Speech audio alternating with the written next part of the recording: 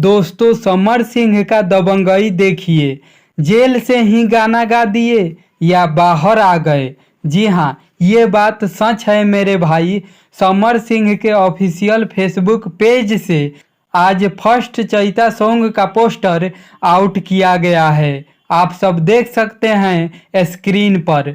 जी हाँ, अब आप हैरान होंगे कि आखिर ये कैसे हो गया। समर सिंह तो आकांक्षा दुबे के मर्डर केस में जेल में हैं, फिर ये गाना कैसे गा दिए? कहीं बाहर तो नहीं आ गए? नहीं मेरे भाई, सच तो ये है, हो सकता है समर सिंह जेल जाने से पहले ये गाना रिकॉर्ड करके रखे हों और उनका करीबी कोई उनके फेसबुक पेज से ये पोस्टर आउट किया है। जी हाँ, आप सबको क्या लगता है? कमेंट बॉक्स में जरूर बताएं। धन्यवाद।